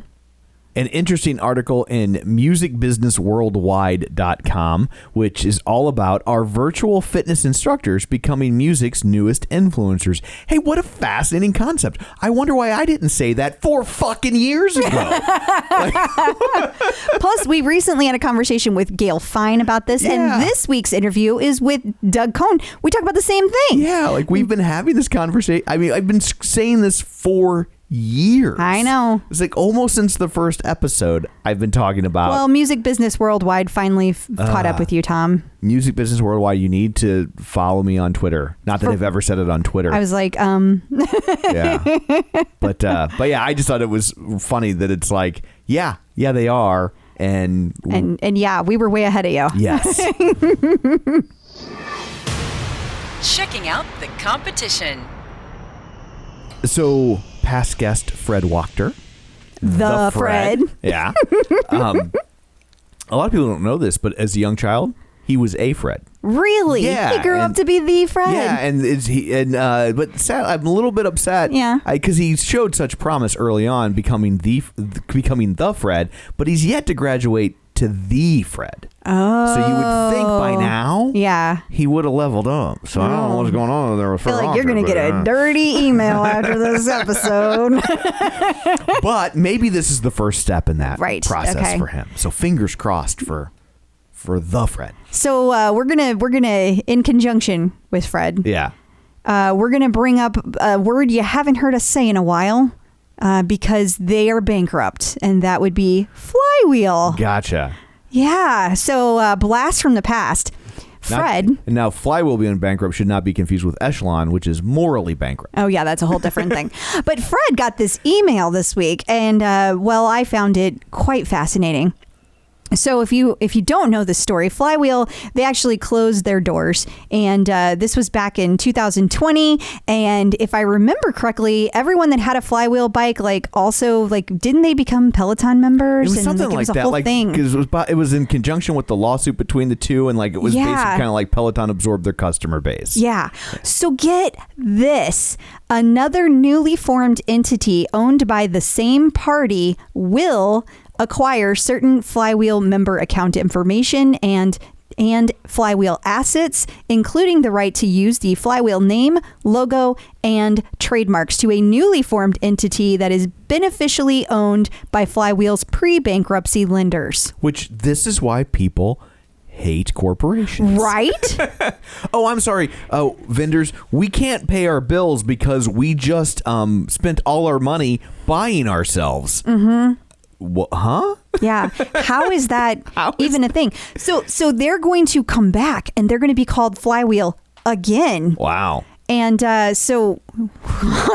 well, this will be interesting to watch. Yeah. We're going to be talking about this, I have no doubt. This is not the last time we have heard this story. Yeah, that's just... Thanks for the interest, the story, Fred, because that was fascinating. Yes.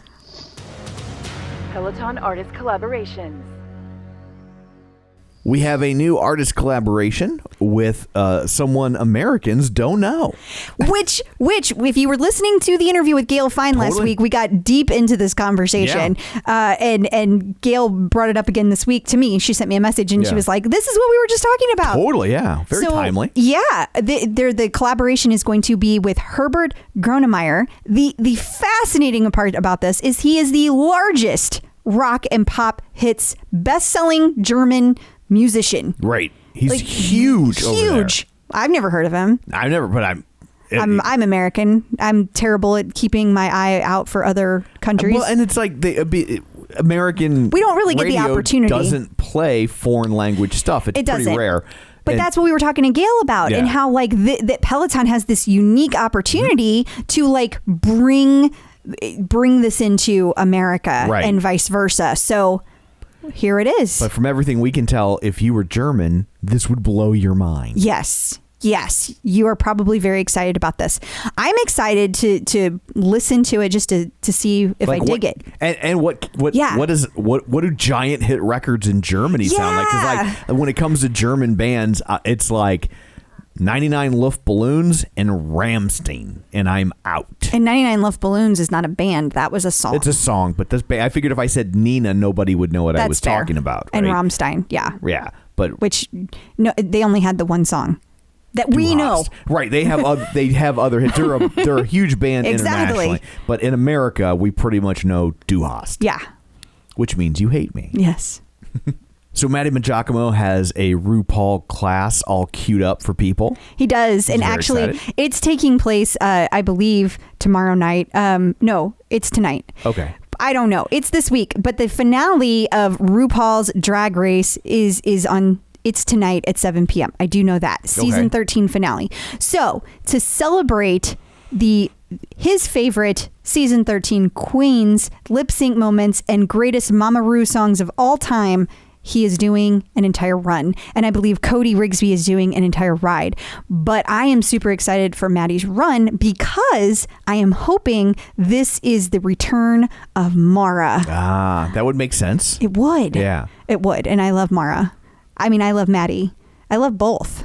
They're amazing. Well, they're the same person. I know. But they have a completely different personality. And both are amazing.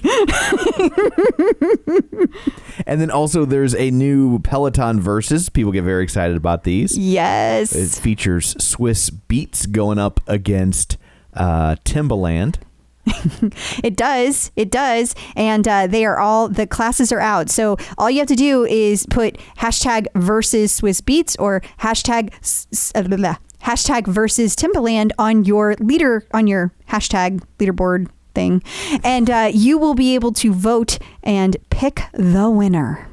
I'm so old. One, I feel really old when I have to say Timbaland. I know. It's Timber. I want to say Timberland. And then also, the first thing I thought when I saw Swizz Beatz spelled out, I was like, well, why were the S's at the end spelled with Z's, but not the S at the beginning spelled with Z's?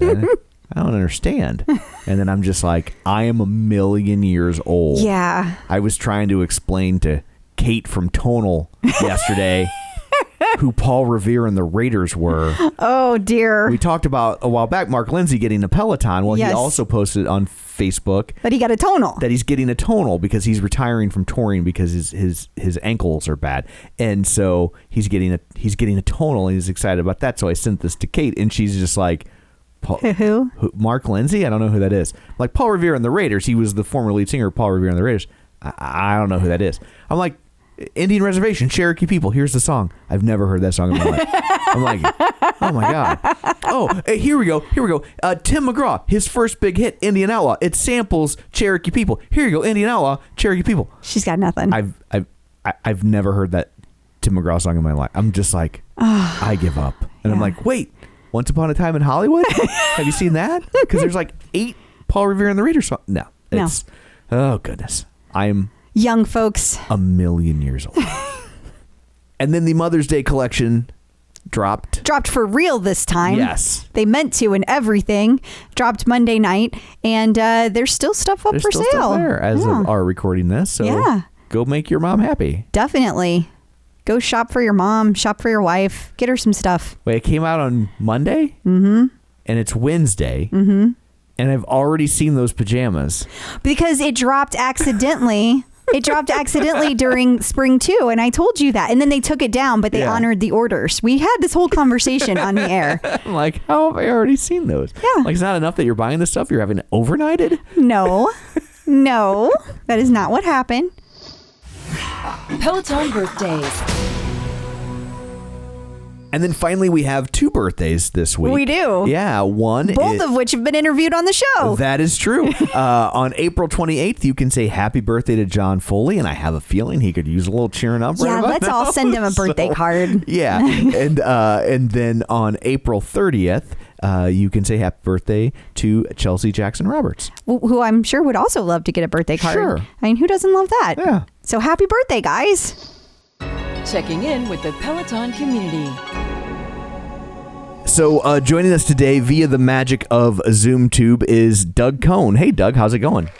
Hey guys, how are you? Good. How are you doing? So I'm great. I have to start with Are you throwing the list out the window? Oh, man. Wait. There's a list? Uh-oh. Exactly. There's been a list of questions? Holy cow, 4 years in, and I just found out where has that been going? Out the window, apparently. What a major revelation. So people can't necessarily see if they're listening to the podcast, but people on our YouTube channel can see. Wherever you're at, your living room, your office, it looks like mine. It and does. I'm just curious Look at that. what you got behind you. You look like you have cool things on your wall. Paraphernalia. I have fun paraphernalia. Yeah. This was my guest room, Okay. but the magic day of March 13th, 2020, Turned guests it into were a no home longer office. invited. Yeah. It's another magic day, which we're going to talk about later in the podcast, I have a feeling, for a few reasons related to Peloton. But so this is this is fun stuff. This is some plaques, some fun little record company, gold and platinum records, some artwork. There's the Springsteen I see poster Springsteen. from the Broadway show. I'm trying to get this little one, which I'm over my left shoulder, above the pillows in the lap. That's an original print of George Michael. I was working with Sony, part of a deal that I had at a job at Nickelodeon, and they were our music partner, and they were went into this new business of selling some of their old photos. I don't know if the business actually stayed fluid, but at the time they basically opened the vault and said, "You want to look through all of our old photo shoots and pick some cool photos that you like?" Sure. So Wow. I wound up picking a cool one of George Michael and a cool one of Billy Joel, and they're here in my guest room / music room / office. That's So- awesome. I could never forgive Nickelodeon because they ran a contest where you could meet the monkeys, and I didn't win it. Oh, And so those bastards. those sons of bitches. You have other connections, Tom. Come on, you couldn't get I know. to them? If you only saw our house, like there's nothing else monkeys. You have signed, calm down. I just took 3 different monkeys things to the store to get framed the other day. Exactly. I have a problem. You do. I have a problem. And I'm an enabler, apparently. You want to talk about leggings? No. You and Marsha Brady. Yeah. Remember that one? Oh, yeah. Of course you do. Of course I do. I'm dating myself. And we're dating ourselves. Let's not. Well, Let's keep it going. As big of a nerd as I was liking the monkeys in high school, I promise you I dated myself a little too. You know what I'm saying? So don't feel bad. Okay. Oh, Tom. I love how you embarrass our guests right out of the gate. That's okay. Well, It's now okay. you just set the expectations low. Yeah. And from here on out, it'll be smooth sailing. Same way it did when we started dating. Oh my God. You guys are amazing. Okay, so over to Peloton. I'm going to take the list back over, Okay. honey. There's a list. So I would like to know, like, how did you find Peloton and when? Okay. So, in my lovely state of procrastination, a really good friend of mine from work, his name is Jay Schmalholtz. I'll give him a shout out because he was an early adopter. Years ago, got the Peloton. He's like, you got to get the Peloton. And we always, he knew how much I loved spinning. I don't know if I can say, but, and I would take him when he would come to LA on business. And, you know, he's like, oh, you would really kill it with the Peloton. I don't know what you're waiting for. And I don't know why I procrastinated. And it was like, I had 2 little kids. It would have been so much easier for me to like have it at home, but I waited like an idiot. And then that day came around, March 13th. And we had our test day from home for work. And they're like, we'll see you in 2 weeks, everybody. Have a good time. and I started like thinking like, this is not going to happen. And my first phone call was to Peloton, literally on that day. Smart. That's amazing. That was my push over the edge. And I ordered it that day. And it was before the whole world decided to order it. So I had it before the end of March. Well done. I had Very to carry nice. it up my stairs myself, though. It was like the panic mode of nobody. You Right. know. Right. I mean, I did have a friend help me, but the Peloton, The people, the delivery people. Yeah, would that was when they were doing Didn't like the help me. threshold Yeah. deliveries and it was stuff. like left on the doorstep like a package of groceries. But that's what we all wanted. Anyway, that was when I got it, and I've been, crazy ever since. Boy, Wow. if there's ever a zombie apocalypse, go to Doug's house. Right? Right? He will be Telling on you. it. Think He of will these know. things. He's going to know exactly what to Yeah. do intuitively. Telling you, I did it with a few things. I did it with my kids' school. I had a few things that I was like, got to make the shift. And I did it. I bought on that same day. I bought a bidet. He did. Oh my Yeah. God. I was Really? like- For real? For real? They're- Yeah. Because Like, I was like, it's so bad. Amazon is rationing bidets. That can't be good. yeah. They had no toilet paper anywhere. And like Yeah. we Right. hadn't run out of toilet paper, but we were like, Right. just in case. Right. Well, the hoarders, the toilet paper hoarders. Right. There were a lot Yeah. of them. So, okay. So you got your bidet. Yes, did, we got. yeah. Still Yeah. haven't hooked Okay. them up because we didn't run out No, of we toilet never paper. use them because we never. But we have Okay. it just in case. I'm not very mechanical, and so I'm not mechanically inclined. And it's like the cheapy one from Amazon. Like this Yeah, is not right. like a professionally installed like ordeal. Right. This is Okay. like Right. You want to, I've never had this conversation with anyone in my life, but you brought up a bidet, so we're going to go there. Yeah, So let's. we bought this house in 2014 and there was a bidet in the bathroom.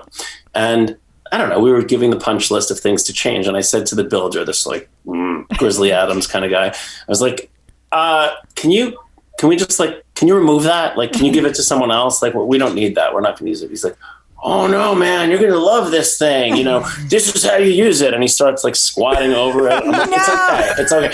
So the truth is my 2 sons used it as a urinal for a long time, and their aim is not amazing. So they're young, and so there's like caution tape over it currently. And we'll see. This bidet may or may not have a future, but there's currently caution tape over it, and that's where we're at. That's funny. That's amazing. I'd have been like, I don't think I want this thing. The water from this drinking fountain tastes funny.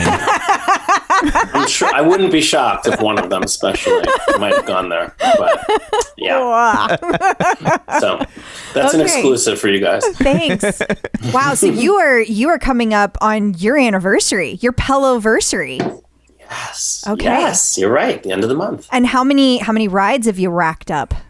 Okay. So I know this because I did stacking has destroyed my shout out desires because I'm stacking and I'm doing some old 5-minute class the other day. And it was I'm getting all these high fives. I'm like, what's going on? And it was 450. And I'm like, oh, this is how I'm celebrating my 450th, right? No. And some encore 5-minute cool down class. Come on. Just I was delete it. You know, just delete it. DMing. I know. Too late. I'll get 500. I used to DM the teachers, can I get a shout? And now I'm okay, 5-minute high fives, God knows. You get over it, right? You get over it. I mean, they never stop being fun, but that amazing moment of you gotta have it also kind of dulls a little bit. It's okay. I kind of feel dumb asking for it now. And the truth is I screwed up my first one or two because I didn't know. I guess I looked at the number, but it included the floor classes and the other stuff. And I'm why isn't anybody high-fiving me? It's my 100th. And then I got it in the next one and I was all confused. It was the pandemic. I was like, what's going on here? But I figured it out eventually. Okay. All right. Yeah. Math so is hard. 500. I'll do something fun for 500. Okay. I'll tell you guys. Okay, you guys. good. Good. Yeah. We'll give you a shout out. Okay. Won't be in the class, but Yeah. No. we'll just run around the house being hey, remember that bidet guy? Doug got his 500. 500. Hey, you're the bidet guy.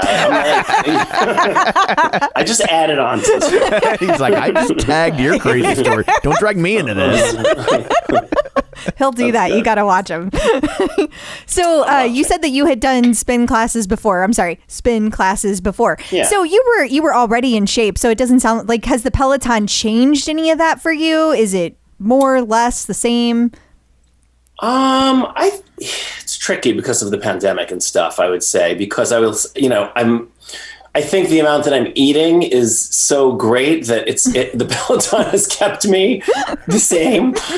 I think I would have gained more. I'm serious. I think, there's a little late night snacking helping teach the two of these little monsters for a few months. I passed the refrigerator a lot. So, I think the Peloton has really helped me stay in shape. I did put on a few here and there. I said to my friends, I think I lost and gained the same 12 pounds 14 times in the past year.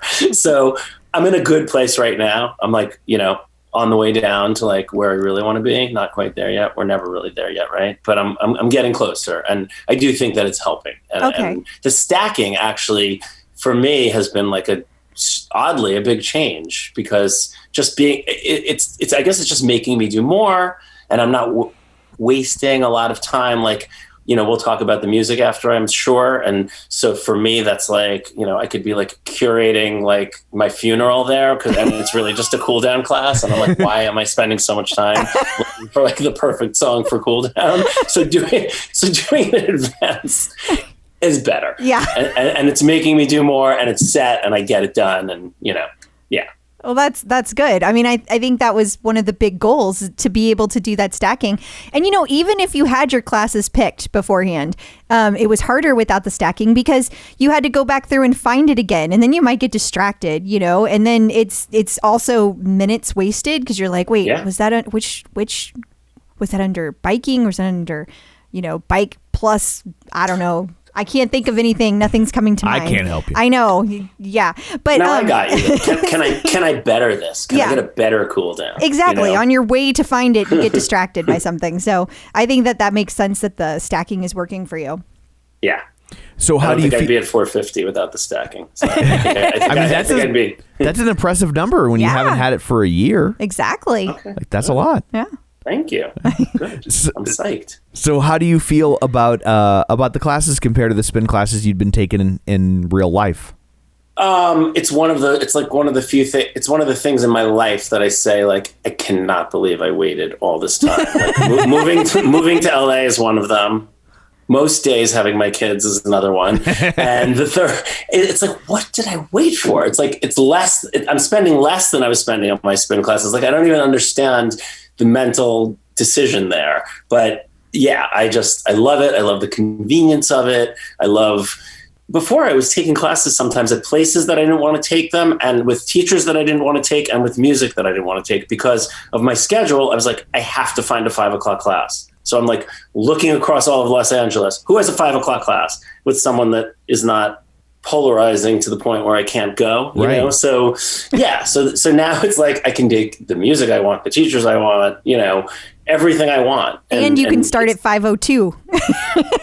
Yes, it's great. Or I can like finish and be like, I don't feel like doing the cool down. I kind of cooled down at the last few minutes. Like it's just, and I don't have to have people's sweat dripping on me. And, you know, I always thought I needed that sense of community, like in my face, but I feel like I feel it. Even, I know I sound corny. I'm sorry. I feel it. I don't need it in my face. I get enough of that. I have people, you know, again, talking pre and post pandemic, we're around people, you know, my kids are around, my family's around, like it's all okay. And I don't miss that right this second. So yeah, I'm happy. Yeah. I mean, if you think about when we talk about the sense of community, right? I mean, you were going to the gym for, you know, God only knows how long.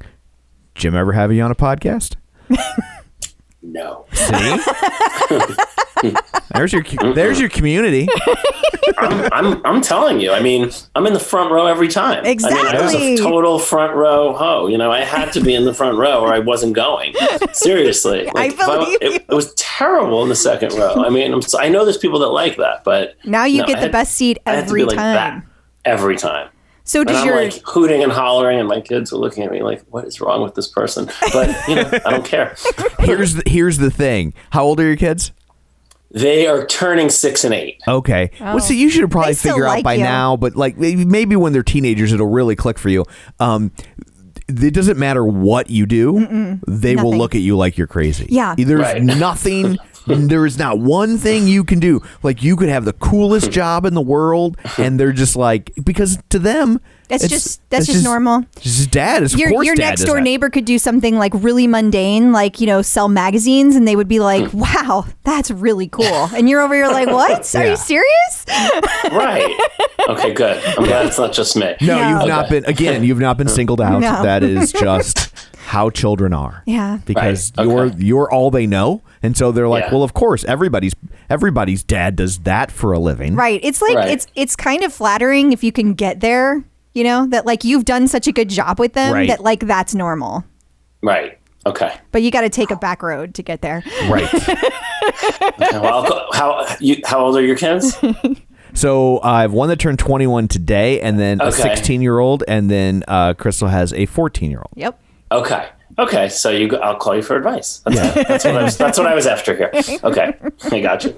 We'll do our best. Yeah, there are days where I'm like, you might not. Yeah, we might be a good example of what not to do. Yeah, we're all that. So. Okay, so you are in the music industry. We kind of touched on it because you have lots of cool stuff in your because you're coming to us live from a Hard Rock Cafe. Yeah, judging by all the stuff on the walls.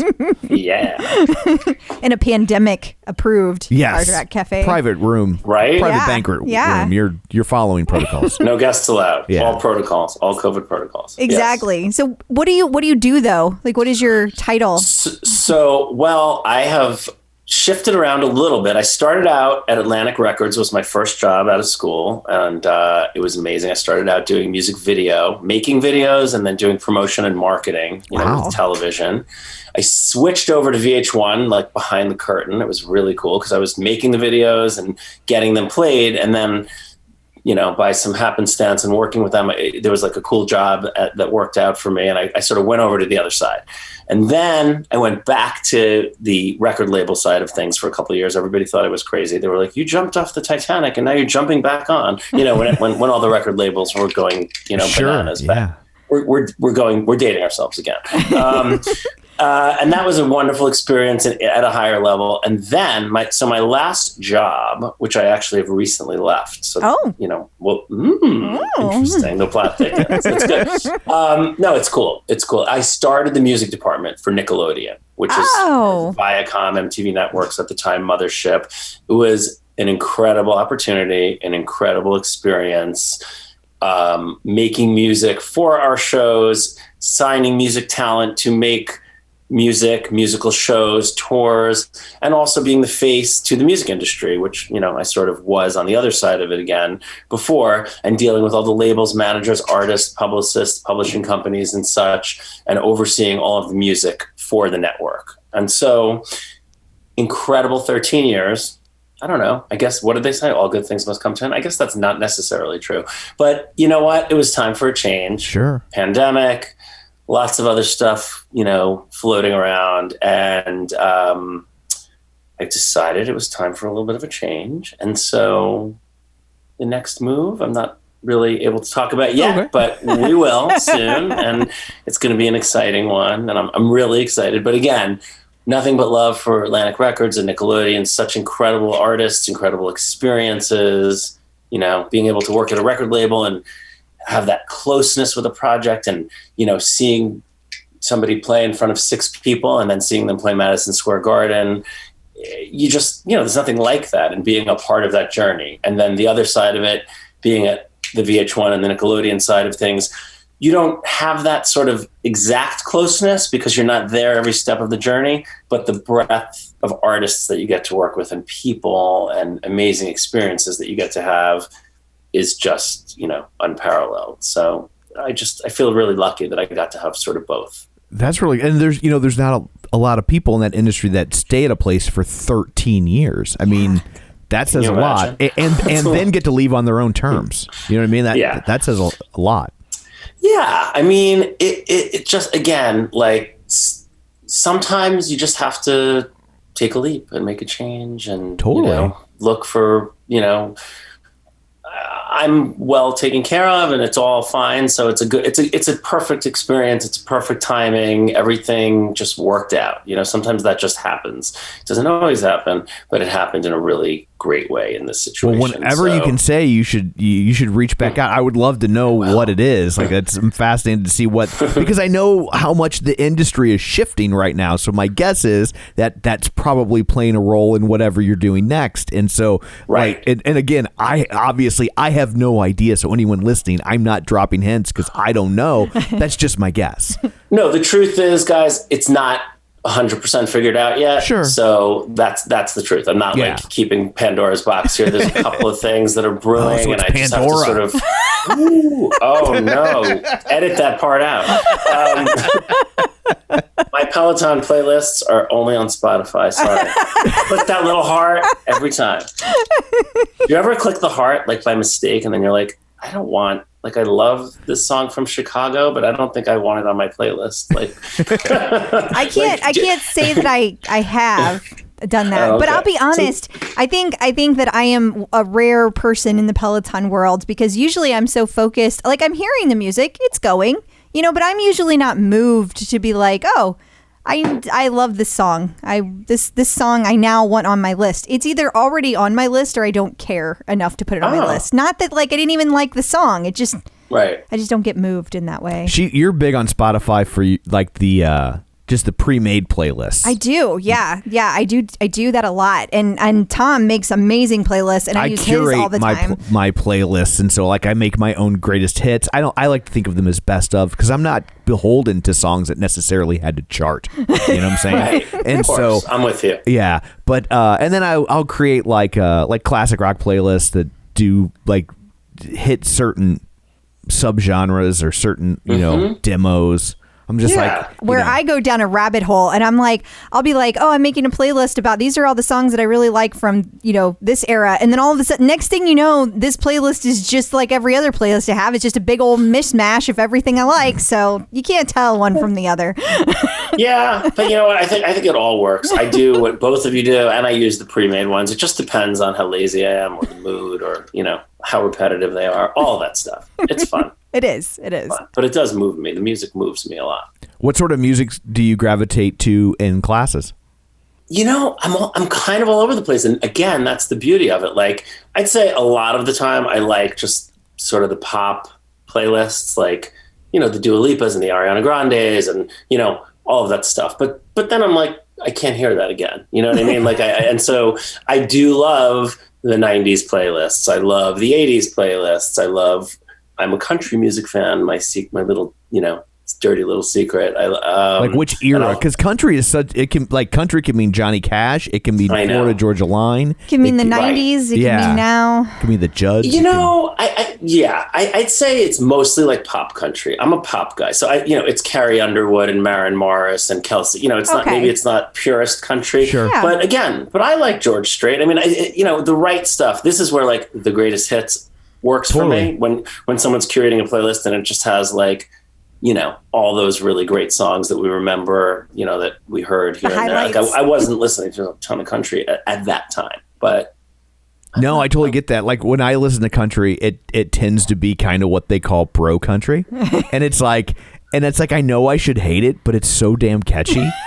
What do you call bro country? Like the Florida Georgia Lines, Florida Georgia Line. Chase Rice. I'm always just Sam Hunt, stuff like that. No, I love all that stuff. Yeah, and it's poppy, right? I mean, at the end of the day, it has a pop vibe. And you don't get that in pop music anymore, right? Pop music has become so hip hop influenced, and I'm not a big hip hop guy, and so kind of shifted. That's interesting. So it's like if you want to hear what used to be top 40 pop music. That's what country does now. It's a weird dynamic. That is weird. Yeah. Wow, yeah, I think that's why I gravitated to it. Because pop, just bleeds into so many different things. Like, sometimes I feel like it's going to sound weird, but musically I'm like the male Jen Sherman. Like I just love her. I think she has like Jim Sherman. I'm Jim Sherman. I think she has such incredible music taste. I guess it's partially egotistical because it's exactly like my music taste. So I don't know how to say that without sounding, because I'm not, an egotistical guy generally, but I love her. I like her musical taste because she loves Bruce Springsteen and she loves Billy Joel, yet she's on it with Dua Lipa and Ariana Grande, and she loves the yacht rock, and she, she's current, and she plays the stuff we all listened to in college. Like it just really gives me like everything that I want. I'll have to send you a link to I made a soft rock playlist that'll. Oh yeah. I guess soft rock can't kick your butt, but if soft rock could kick your butt, it would kick your butt. It can kick my butt. Yeah, it can. And it's like 2 days long. Oh my God. And it's all hits, man. No, all killer, no filler. And it's like not just yacht rock; it's more current also. It's like everything. No. I really keep it in that like mid 70s to it creeps into the early 90s, but that's about it. So like I really don't get into the present day. Like that's kind of like it's like if like I feel like we're roughly the same age. So like when your mom would listen to Pillow Talk, this is what she would have been hearing. Got it. Okay, I got you. So you're not quite hitting Matchbox 20 yet. It's correct. Like before that. Okay, totally. I got you. Yeah, okay. Right. It's right before. It's probably the most current song on there is probably like 91, 92. What was that song from American Tail? Somewhere out there. Yes. Oh yeah, I was gonna say If You Asked Me To, Celine Dion. Maybe that's on there. You know what? Is that too wimpy? It's not just because. No. It's not about wimpy. It's just I personally. He doesn't like Celine. I cannot stand Celine Dion. Like she like I love Celine Dion. She kind of like she does this thing, and I know it's Spotify, so I'm not looking at her, but she does this thing where she hits a high note, like she's surprised by it, and it drives me crazy. Like the way her eyes bug out, and I'm like, honey, you sing this line? Did you say you hit this note every day of your life? Like you're not, like you're not. You know you can do this. Quit making that face. Drives me crazy. We all have our things like that. Yeah, everybody has their people that drive them crazy. I got you. We both don't like Shania Twain though. That's one we both do not like. Interesting. At all. Yeah. What's that about? Just I cannot stand the anything. voice. Yes, it's the song choice for me. Like I just don't like the songs. Too. Yeah. And then I felt bad when she was on American Idol and she was a judge. Like I loved her. Like as a person, when she was a judge, she was great. But it's the songs that like whose bed has your boots been? Have your boots been on? I remember the first time I heard that song, I was a full 90 seconds into it, and I was like, this is the longest damn commercial I've ever heard in my life. When will this end? Like, I thought it was a jingle for a boot store. And I was just like, that's hilarious. The only other song that ever did that to me was the first time I heard We Built This City. Okay, and he hates that song too. And I love that song. Well, everybody hates that song. No, not everybody hates that song. That's like considered like the worst song ever written. I know, you say that all the time, and I know it's because it's true. Okay. That's a tough one. Talking to two music people, so I'm sure I can tell you feel the same way. but I don't know. Like, I think Shania, maybe like, I don't know, like Any Man of Mine, that's a good pop ditty. Like that, you can't like have any exceptions to your rule. It's the voice for me in that one. Like she gets a little too. Like I can recognize that they're good songs, but I just don't like them. Yeah, and I also get mad at her because she pulled Mutt Lange away from producing rock records. So there's that's that. Problematic. Like he should have been doing Def Leppard, and he's over there doing Shania Twain, and that's some bullshit. There were fringe benefits with her that were not available with for a bit. Okay. For a minute. Public. They were an item. Yeah. That was a thing, that's for sure. Yes, it was a thing. Well, what are your thoughts on how Peloton has handled all of the music licensing? I will just say that I see all of these incredible things happening from Beyonce, Prince, Beatles, all the cool Broadway stuff, Hamilton, and so I just will say something's going right, and I'm really impressed with it, and I'm psyched about it. And I do believe that, in most and probably all businesses, people should be paid fairly for their work. So that's clearly happening, or they wouldn't be having these deals. So I just, I don't really know the early days of the history. I mean, I know what I read on the sideline, but I didn't have the bike, I wasn't paying as much attention. But I know one of the lawyers who helped Peloton out, I believe, and she's super talented and smart and, does the right thing by songwriters. And so I think it's great because, again, they're in business with everybody and clearly doing an amazing job with it. And so I applaud that. And is that fair? I think that's the reality of what's happening. And it's so convoluted when there's a new technology. I mean, that was their biggest stumbling block because we tried to get people on the show when all that was really hot and heavy with the lawsuits, like somebody from the industry to just like walk us through like what would be the proper procedures for handling this. And nobody would touch it with a 10-foot pole. We legit couldn't find anyone. Like everyone we talked to was like, we don't know. Like we don't know either. And so Yeah, I'm sure. Listen, again, I'm sure it was really tricky. And in all of the jobs that I've had, I've always had to work very closely with the legal team, in getting things cleared. And it's tricky. It's very, very tricky. And I applaud those music attorneys and entertainment lawyers who are able to sort of get, it's dense and it's Byzantine. Tough it's a very Byzantine system for getting rights. And we talked about at the time when we talk about the mechanical license for a song and like, do you, I mean, you're in the industry, maybe you know why it's called a mechanical license? It's really funny that you say that. It's not the end that I'm sure. No, I it's deal not with. a I don't know the exact reason, but I will say, I will tell you this book, and it has a great index at the end.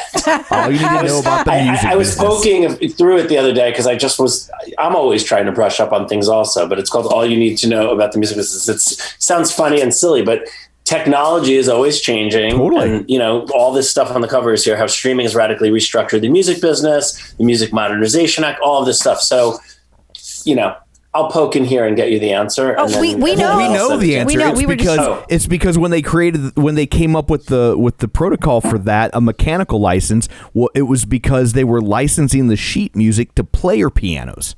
Right. And so it's like, we're working with technology. So like the laws were written so long ago and they haven't really, they just keep kind of trying to tweak them to make them modern instead of just writing new laws that we're still operating under. Like we started with sheet music for player pianos and then we're building on that. And that's a problem. Definitely. That's going to make it hard for everybody. Yeah.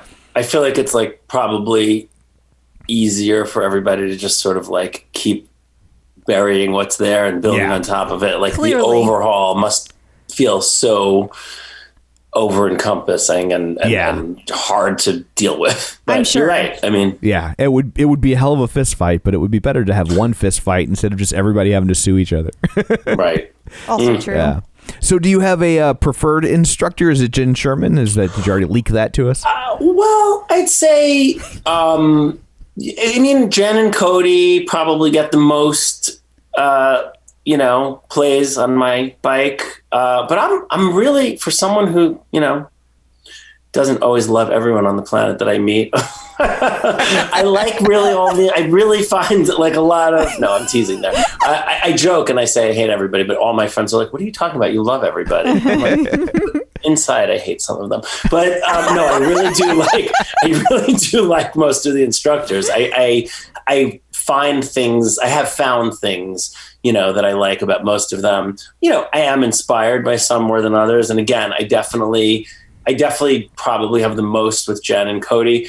And again, but the music is also what moves me. Like sometimes I'll have one who's not my fave, but I see a great playlist and I'm like, I'm just going to do it, and I do it. And then sometimes I'm kind of disappointed, but you know what? They all can't be the best ride of your life. Then you wouldn't know what was an amazing one if one wasn't like good, Yeah, so, absolutely. But yeah, I think like between the two of them are like, they each remind me of people in my life and pieces of my life and things in my life and music in my life. And I don't know. I mean, it took me a minute on Cody. I hate to say that out loud because it'll probably come back to bite me in the butt someday. But no, I just had to get into his spiel and his shtick. It took me like a second. It just took me a second, but I get it. That. I get it. Yeah. I actually don't like being called boo. I don't know. I have a thing. And it's not just boo. I don't like being called things by any of the instructors. Like Ali will say boss, like to people. And I don't like that either. Like it's just, I don't know. It's weird. It's a very strange thing. It's clearly me. But, it's not like I don't like Cody as an instructor. It's just, like you said, they have their things. But I'm glad they're them. And I'm glad Peloton allows them to be them, and that we have the option to have a Cody and a Jenn and all the instructors instead of them all just being carbon copies, because that would be so boring. Right. I love that. And it's like, again, sometimes I need a little gentle. So I'm with Sam or Emma. Like I need like that smoother, like be nice and just roll with me. But yesterday I took a new wave class, and I mean, Christine has the mouth of a sailor. I didn't realize that. I mean, I don't really care, but like my son was looking at me like, what is going on over there? I mean, there was a lot of F-bombs. I mean, I don't try to curse in front of my kids, but like if they hear it, I don't know. But like Jenn cusses almost every class I've ever been in. She does JFDI. I taught somebody JFDI yesterday. Who did I teach that to? I was having I'll think of it after. Anyway, I cuss in front of our kids all the time because that's the only way they're going to know which words not to say, and you don't want them to hear those on the street. They need to learn that stuff at home where they learn it with love. Yeah, you can say, can't you say daddy can say this, but you can't? Like, just because, kids, the analogy I always make, if somebody drinks a beer in front of their kids, nobody thinks anything of it, but you don't hand the beer to the kids. So, it's no different. Yeah. True. Yeah. Oh, I know who it was. I was, now we're really giving all the secrets away. I was, in losing the COVID-19 that I gained in this time period, pounds, I was seeing a nutritionist yesterday to just kind of give me a little kick in the butt. And we were talking about it, and I was like doing so well, but like at night I would just sneak in a little something that I shouldn't eat. And he's like, I mean, come on, like you're doing it. I'm like, I know, JFDI. He's like, what's that? I fucking knew it. And he's like, oh, I like that. I'm stealing it. It's like Nike, but more. I'm like, it's Jenn Sherman. He's like, who's that? Anyway, so now it's a thing. But yeah, I have a great time with so many of them. And again, there were some that I didn't love at first that I sort of learned to like just through time and music. But yeah, Jenn and Cody have the most. The most got it. Yeah. Most rotation. Is that the word? Yeah. Yeah. So what's your leaderboard name? My leaderboard name is Doug E. Fresh 524. Come on. I know. Come on. It's too easy, right? It's too easy. Why 524? I don't get that part. My birthday is May 24th. Oh, okay. You have to know I'm a Gemini. Come on. But yeah, and Dougie Fresh, just for obvious reasons. It was my nickname. Probably every other Doug in America, it was their nickname at some point in life. Every other Doug of a certain age. It was. I think it came out now that we went from bidets to beer at some beer drinking session in my fraternity house, somebody was like, "You Doug, you fresh now. That's good. We're just gonna call you fresh." And so that it kind of stuck. I mean, it's not with everybody. Some people, if they're watching this, will be like, "What the hell is he talking about? I've never heard that." But it's pieces of my life. Well, now I'm making connections where I'm like, wait, you worked for Nickelodeon. Was the cartoon Doug based on you? Is that your childhood?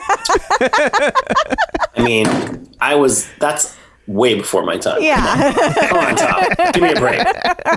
I mean, does this face look that old? Come on. I must not have my Zoom filter on. Wait, hold please. Was it your childhood? Maybe they were making it in real time. Yeah. I don't know. Could be. Yeah. Could be. No, people used to tell me I looked like him with, he had the little spiky thing on his hair. And, I must have worn one of those little vests now and then, it was the 80s probably. But yeah, it was fun to have that. Do you have advice for anybody who's just now getting their bike? I would say try all the teachers, try all the classes. Some advice that I have to take myself is to try different things. To be completely honest, just haven't really done yoga yet. I haven't done, what is it called with the weights? The one that they just added like the 3 boot months camps? ago. Boot camps. I mean, I went and bought these expensive weights and I haven't done a boot camp yet. So I have a big mouth and I tell everybody to do it.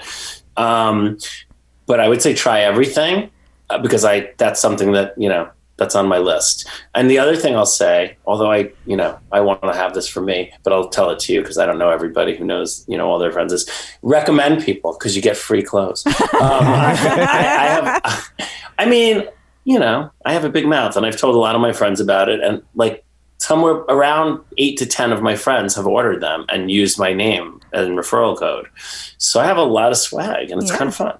So yes, tell people to get it. I know how that is. Oh, I know how it is. She has a lot of stuff.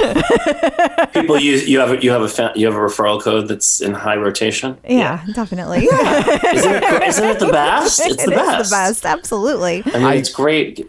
But I promise you, Peloton's still coming out ahead on that deal. Oh, for sure. Absolutely. Of course, especially because of the permutation of the money where you always have to wind up adding some money. Like it's never like even exactly. So you either lose or you gain. Yeah, I get it. I mean, listen, it's a business. It's not a charity. So I understand that part of it. But, now it works. Does your friend who originally told you about Peloton give you shit all the time now? Like, I told you so, hello.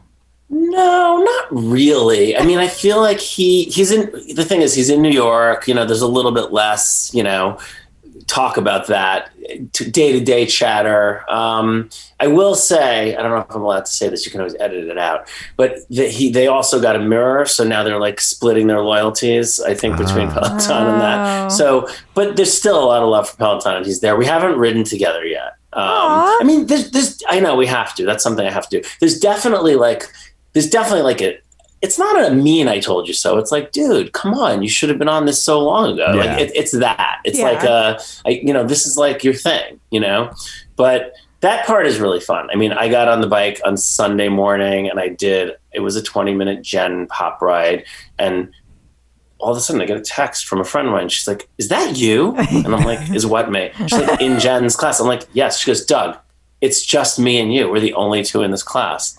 Let's do it. I'm just starting." I'm like, "Me too. What song are you on?" We were both on the first song. And so we just did it together. We were like texting, which I don't like to do when I'm on the bike. And then I did the video call and she was out in the Hamptons in New York and I'm here in LA. It was just really fun. It was like a super fun, moment with a good friend. So, that's awesome. That's awesome. Yeah. Yeah, I love that kind of stuff. Community. There you go. Exactly. You could have done that in spin class. Nope. It's a different kind of community, but it's a great Absolutely. one. Well, thank you so much for taking time out of your day to join us. We really appreciate it. Definitely. Before we go, where can people find you if you would like to be found? That's a tough one. I would say, it's okay to say no. So we've already established that I'm old, so I'm on Facebook. I'm on Instagram, of course. Those are both private just because I'll accept people that I know, and I don't try to keep it. It's not a secret or anything. It's just a lot of pictures of my kids and stuff, so I'm kind of like... Yeah. Totally. Like I said, you don't have to say yes. People say no. I'm on LinkedIn. That's like my businessy kind of stuff. Mm-hmm. So I'm there, Doug. DOUG.COHN. Are you in any of the Peloton Facebook groups? Yes. So that might be a place where people can find you. They can. I'm in a bunch of the Jenn ones and the Cody ones. And I'm on one Peloton, of course. I follow a ton of them. So there you go. People can find you and they can chat with you there. I'm not that hard to find. Yeah, I would love to chat about Peloton. Ride, video talk, any of it. Ride with you, Crystal. Whatever you want to do. Anytime.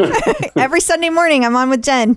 Okay. Good. You know, the problem with that, obviously. Yeah, it's early. You're in LA. Yeah. So early. Yeah. But she always gives a shout out to all the West Coast riders who get up early. I know. My friend was doing her 800th. And she's like, please ride with me. And I said, it's 6:30. And she's like, it's 800. And I was like, 6:30 trumps 800. I'm sorry. I love you. I cannot do it. Even if I'm up, which I really sometimes am.